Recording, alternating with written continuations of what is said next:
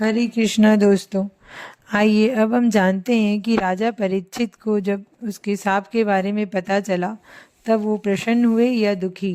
तो इस विषय में सूत जी ने कहा, हे सोनकादि ऋषियों, राजा परीक्षित मृगया से लौटकर अपने किए हुए अधर्म के विचार में चिंतित बैठे हुए इस प्रकार सोच रहे थे कि मेरे पीछे जो राजा होंगे वे मेरे अधर्म का हाल सुनकर ऋषियों तथा ब्राह्मणों का अनादर करने में नहीं डरेंगे। अतः मेरे इस पाप के कारण यदि वे ऋषि मुझे शाप दे देते अथवा किसी अन्य प्रकार से मेरे प्राण निकल जाते तो मुझे विशेष दुख नहीं होता, क्योंकि उस स्थिति में अन्य राजा, ऋषि मुनि तथा ब्राह्मणों की सामर्थ्य का अनुमान कर उन्हें दुख तो नहीं पहुंचाते। उसी समय समीक ऋषि के शिष्य कुरमुक ने उनके पास पहुंचकर कहा, हे राजन, समीक ऋषि ने आपको आशीर्वाद देने के अनंतर यह कहलाया है कि जिस समय आप उनके आश्रम में पहुंचे थे उस समय समाधिस्थ रहने के कारण उन्हें आपके पधारने तथा जल मांगने का ज्ञान नहीं हुआ था। आपने क्रोध करके उनके गले में जो मरा हुआ सर्प डाल दिया था, इसके लिए उन्होंने कुछ बुरा नहीं माना है, अपितु वे आपको पानी न पिला पाने के कारण अत्यंत लज्जित हैं। परंतु उनके पुत्र श्रृंगी ऋषि ने अपने अज्ञानवश यह शाप दिया है कि आज से 7वें दिन आप तक्षक सर्प के काटने से मृत्यु को प्राप्त हो जाएंगे। इसलिए आप अपनी मुक्ति का कोई उपाय सोच लें। कुरमुक के ये शब्द सुनकर राजा परीक्षित को अत्यंत प्रसन्नता हुई। वे हाथ जोड़कर कहने लगे, हे बंधु, श्रृंगी ऋषि ने यह शाप देकर मेरे ऊपर अत्यंत कृपा की है। मैं क्रोध के वशीभूत होकर माया रूपी समुद्र में डूब रहा था, सो उन्होंने इस प्रकार मुझे उबार लिया है। मुझे आज तक यह ध्यान ही नहीं था कि माया मोह से विरक्त होकर श्री नारायण जी का स्मरण करना चाहिए, परंतु आज मुझे विरक्ति प्राप्त हो गई है। अब तुम जाकर ऋषि राज से मेरा विनय पूर्वक दंडवत कह देना तथा उन्हें यह भी बता देना कि मैं इस दंड को पाकर अत्यंत प्रसन्न हुआ हूँ। मेरे अपराध को हृदय से क्षमा कर दें। इतना कहकर राजा ने उस शिष्य को दक्षिणा में बहुत सा धन तथा रत्नादि देकर विदा कर दिया। तदुपरांत राजा को यह खेद होने लगा कि इस अधर्म के बदले यदि मेरे प्राण तुरंत निकल जाते तो वह अधिक ठीक रहता। इस शरीर को 7 दिन तक और जीवित रहने की क्या आवश्यकता थी। अच्छा हो कि मैं अब मृत्यु पर्यंत जल ग्रहण न करूं, क्योंकि जिस शरीर से परब्रह्म परमेश्वर का भजन न हो सके वह किसी काम का नहीं है। इस प्रकार विचार कर राजा परीक्षित स्त्री, पुत्र, राज्य एवं धन आदि का मोह त्याग कर श्री नारायण जी के ध्यान में मग्न हो गए। उन्होंने सोचा, संसारी माया में पड़े हुए मेरा इतना समय व्यर्थ चला गया। आज से 7वें दिन जब मैं तक्षक सर्प के काटने से मृत्यु को प्राप्त हो जाऊंगा, उस समय यह राज्य तथा धन स्वयं ही मेरा साथ छोड़ देगा। अतएव उचित यही है कि मैं पहले ही इन सब का मोह त्याग तीनों लोकों को तारने वाली श्री गंगा जी के तट पर निवास कर 7 दिन तक श्री पर ब्रह्म प्रभु का भजन करके अपना परलोक बना लूं। संसार में जिसने जन्म लिया है वह एक न एक दिन मृत्यु को अवश्य प्राप्त होता है।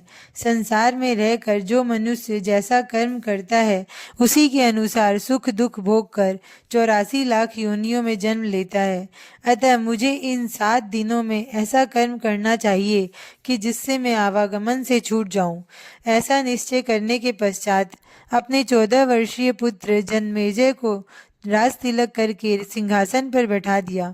तत्पश्चात मंत्रियों को राज्य कार्य सौंपकर जन्मेजय से इस प्रकार कहा, हे पुत्र, तुम गो तथा ब्राह्मणों की रक्षा करना एवं प्रजा को किसी प्रकार का दुख मत पहुंचाना। इतना कहकर राजा परीक्षित ने राजसी वस्त्राभूषणों को उतार डाला। तत्पश्चात वे एक कौपीन धारण कर गंगा तट पर जा पहुंचे। उस समय राजा ने ब्राह्मणों को बहुत सा धन दान में दिया तथा राज्य एवं परिवार के मोह को इस प्रकार त्याग दिया जैसे कोई वमन करने के पश्चात उसे देखता तक नहीं है।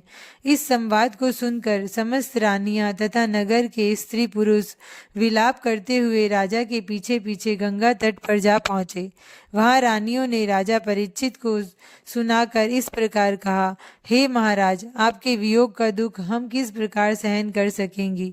तब राजा ने उन्हें व्याकुल हो देखकर कहा, पत्नी को वही कार्य करना चाहिए जिसमें उसके पति के धर्म का पालन होता हो।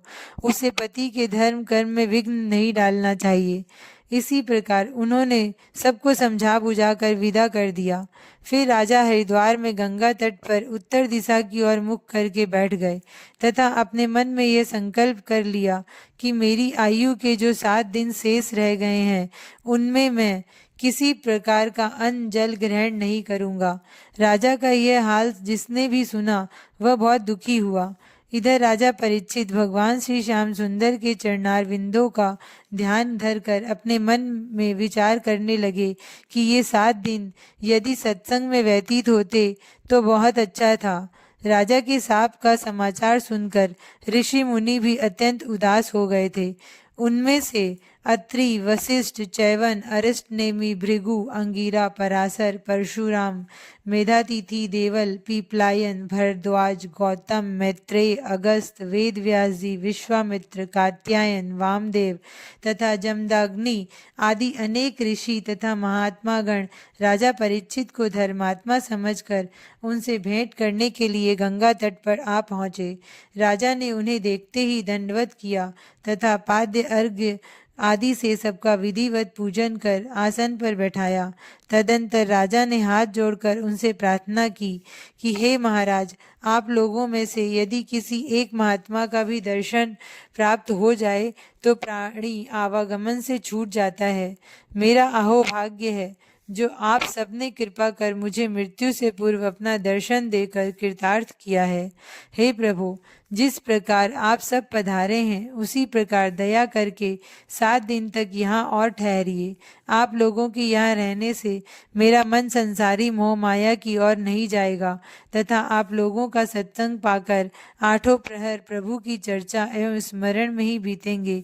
आप लोग निष्काम भाव से मेरा भला सोचकर ही यहाँ पधारे हैं, अतः आप लोग कृपा कर मुझे कोई ऐसा उपाय भी बताइए जिससे मैं इन 7 दिनों के भीतर आवागमन से छूट जाऊं।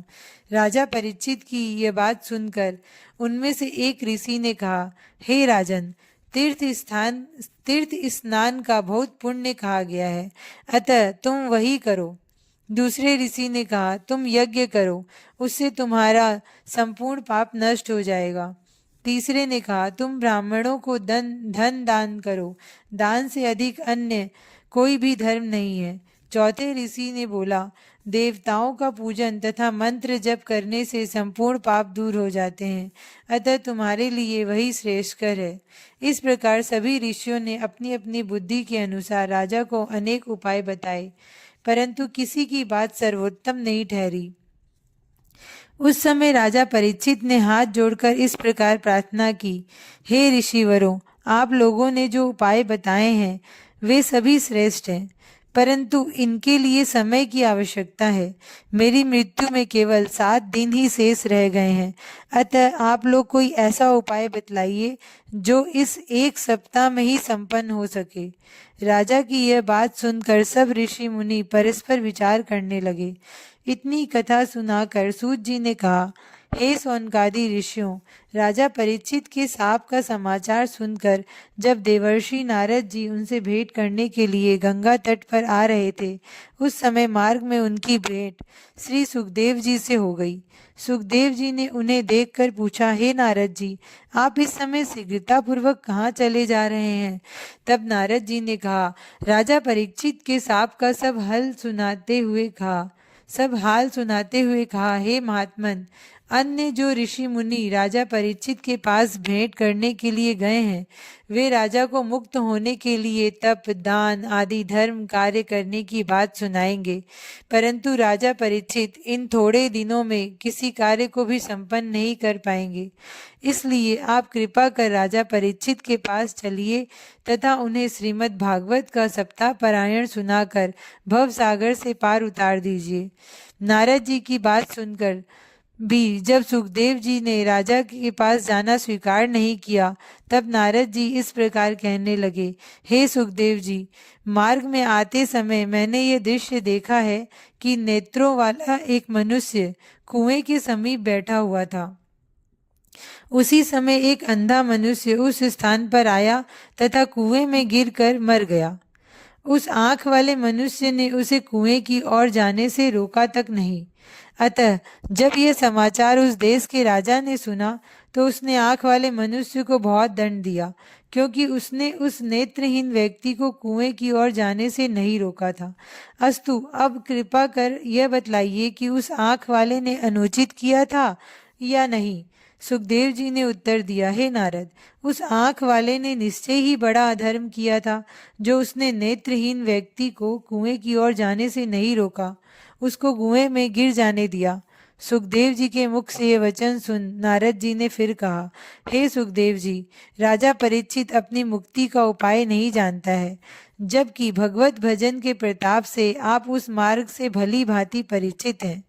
ऐसी स्थिति में यदि आप उसे मार्ग नहीं दिखाएंगे, तो उसके नरक में जाने का पाप आपको ही लगेगा। तब त्रिभुवनपति श्री नारायण जी इस पाप के कारण आपको दंड देंगे या नहीं, इसका विचार आप स्वयं ही कर लीजिए। नारद जी की यह बात श्री सुखदेव जी सुनकर लाचार हो गए तथा राजा के पास जाना स्वीकार करते हुए बोले, हे नारद जी, आपकी आज्ञा अनुसार अब मैं चलने के लिए प्रस्तुत हूँ। आप तब तक चले, मैं भी पीछे से आ रहा हूँ। यह सुनकर नारद जी प्रसन्न हो श्री सुखदेव जी से विदा लेकर राजा परीक्षित के पास चल दिए। सूत जी बोले, हे ऋषियों, जिस समय संपूर्ण ऋषि मुनि राजा परीक्षित के लिए 7 दिन के भीतर प्राप्त होने वाली मुक्ति का उपाय सोच रहे थे, उसी समय 15 वर्ष की अवस्था वाले परम तेजस्व परम हंस श्री सुखदेव जी राजा परीक्षित के निकट पधारे। उनको देखकर जो अन्य वृद्ध ऋषि मुनि तथा महात्मा गण पहले से ही वहां बैठे हुए थे, वे सब उठकर खड़े हो गए। तत्पश्चात उन सब ने अत्यंत आदरपूर्वक श्री सुखदेव जी को अपने मध्य में सबसे ऊंचे आसन पर विराजमान किया। उस समय राजा परीक्षित के मन में यह संदेह उत्पन्न हुआ कि इन वयोवृद्ध ऋषियों के बीच महाराज सुखदेव जी सबसे कम उम्र के हैं। तब यह क्या कारण है कि जो सभी ऋषि मुनि ने इन्हें अत्यंत आदर पूर्वक सबसे ऊंचे आसन पर बैठाया है? हाँ, इनके तेज से तो अवश्य ऐसा प्रतीत होता है कि ये गुण में सबसे अधिक हैं। ऐसा मन ही मन विचार कर राजा परीक्षित ने श्री सुखदेव जी महाराज को दंडवत किया। तत्पश्चात हाथ जोड़कर बड़ी विनम्रता से बोले, हे कृपा सिंधु, इस समय जबकि मैं इस गंगा तट पर मरने के लिए आया हूँ, तब आपने अत्यंत कृपा करके मुझे अपना दर्शन दिया है।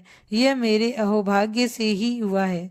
जब श्री सुखदेव जी भी उच्चासन पर विराजमान हो चुके, तब श्री सुखदेव जी के पितामह श्री पराशर मुनि ने राजा परीक्षित के मन की संदेह को दूर करने के अभिप्राय से कहा, हे राजन, श्री सुखदेव जी उम्र में हम सबसे छोटे तथा ज्ञान में सबसे बड़े हैं। यहाँ जितने भी बड़े बड़े ऋषि मुनियों को तुम देख रहे हो, वे सभी ज्ञान में इनसे बहुत कम है। यही कारण है कि जो हम सब लोगों ने इनके आगमन पर खड़े होकर स्वागत किया। श्री सुखदेव जी तरन तारण है। जब से इन्होंने जन्म लिया है, तभी से ये विरक्त होकर दिन रात श्री पर ब्रह्म प्रभु के ध्यान में निमग्न रहते हैं तथा भगवान श्री श्याम सुंदर के गुणानुवादों का वर्णन करते हैं। हे राजन, तुम्हारा कोई बहुत बड़ा पुण्य उदय हुआ है, जो ये इस समय यहाँ आ पधारे हैं। भव सागर से पार उतरने के लिए जो कर्म सबसे उत्तम है, ये तुम्हें उस कर्म का बोध कराएंगे। उस कर्म को करने से तुम आवागमन से छूट जाओगे। इतनी कथा सुनाकर श्री सुखदेव जी ने कहा, हे ऋषियों, आप लोगों ने जो यह पूछा था कि राजा परीक्षित ने श्री सुखदेव जी को किस प्रकार पहचाना, उसका यह वृतांत मैंने आपके सन्मुख वर्णन किया है। अस्तु, पराशर ऋषि के मुख से श्री सुखदेव जी की महिमा सुनकर राजा परीक्षित अत्यंत प्रसन्न हुए। तदंतर वे श्री सुखदेव जी के चरण धोकर तथा विधि पूर्वक पूजन करने के पश्चात हाथ जोड़कर इस प्रकार कहने लगे, हे महात्मन, आप विरक्त हैं, आपको संसार से कोई प्रयोजन नहीं है। आनंद कंद श्री कृष्णचंद्र जी महाराज ने मुझे पांडव वंश में उत्पन्न जानकर आपके मन में ऐसी दया उत्पन्न की है कि जो आप मुझे भवसागर से पार उतारने के हेतु यहाँ पधारे हैं। आपके दर्शन पाकर मैं कृतार्थ हो गया हूँ। आपके चरणों का स्पर्श करने वाला व्यक्ति मुक्ति पद को प्राप्त कर सकता है। अतः मैं अत्यंत दीन होकर आपसे यह प्रार्थना कर रहा हूँ, हे महाराज, कलयुग के मनुष्यों की आयु का कोई ठिकाना नहीं है।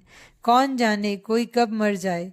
अस्तु, श्रृंगी ऋषि के शाप के कारण मेरी मृत्यु में अब केवल 7 दिन रह गए हैं। वैसे तो आप स्वयं अपने मन के स्वामी हैं और आपकी इच्छा के बिना पल भर भी कोई आपको अपने पास नहीं रख सकता। अतः मैं शीघ्रतापूर्वक आपसे यह पूछ रहा हूँ कि इन 7 दिनों के भीतर ही भवसागर से पार उतरने को मेरे लिए कौन सा मार्ग ठीक है। स्त्री तथा पुत्र के मोह में फंसे रहने के कारण अब तक कभी भी मैंने अपने अंतिम समय तथा परलोक के विषय में चिंता नहीं की थी। जिस प्रकार कोई कसाई 2-1 बकरियों को नित्य मार डालने पर भी अन्य बकरियों को यह भय नहीं होता कि एक दिन उनकी भी वैसी ही गति होगी तथा वे निश्चिंत रहकर दाना पानी घास आदि खाती पीती हैं, ठीक उसी प्रकार हम संसारी लोग भी प्रतिदिन माता पिता पुत्र भाई आदि की मृत्यु अपनी आंखों से देखते रहने पर भी यह कभी विचार नहीं करते कि हमें भी एक दिन ऐसे ही मरना पड़ेगा। अतः हम श्री नारायण जी का भजन करें। मन में इन बातों को खूब पहचानते हुए भी हम स्त्री पुत्र आदि के माया मोह तथा मिथ्या व्यवहारों में फंसे रहते हैं। हे नाथ, पर ब्रह्म प्रभु ने अत्यंत कृपा करके अब मेरे मन को सबसे विरक्त कर दिया है। जिस प्रकार शास्त्रों का यह वचन है कि यदि कोई मनुष्य कार्तिक मास के अंत में 5 दिन गंगा स्नान कर ले तो उसे संपूर्ण मास के नहाने का पुण्य प्राप्त हो जाता है, उसी प्रकार आप मुझे कोई ऐसा उपाय बताने की कृपा करें कि जो मेरे मृत्यु के 7 दिन के भीतर ही अपना प्रभाव दिखा सके। जब मनुष्य मृत्यु के निकट पहुंचता है उस समय कंठ में कफ आदि घिर आने के कारण हरि नाम का उच्चारण नहीं हो पाता है। अतः आपसे प्रार्थना है कि आप कोई ऐसा धर्म बताने की कृपा करें जिससे मेरी मुक्ति सिद्ध हो सके। इतना कहकर राजा ने सुखदेव जी को दान आदि में उपाय भी सुना दिए जो उन्हें अन्य ऋषि मुनियों ने बतलाए थे। राजा परीक्षित की बातों को सुनकर श्री सुखदेव जी मुस्कुराने लगे। उन्होंने अन्य ऋषियों द्वारा बताए गए उपायों को समयानुकूल नहीं बताया। तब राजा परीक्षित ने उनसे हाथ जोड़कर फिर प्रार्थना की, हे महामुने, इस समय कथा पुराणों का श्रवण, मंत्र जप, किसी देवता अथवा श्री हरि के चरणों का ध्यान, इनमें से जो कोई उपाय आप श्रेष्ठ समझते हो वह मुझे बताने की कृपा करें। मैं वैसा ही करूँगा। बोलो कृष्णचंद्र भगवान की जय।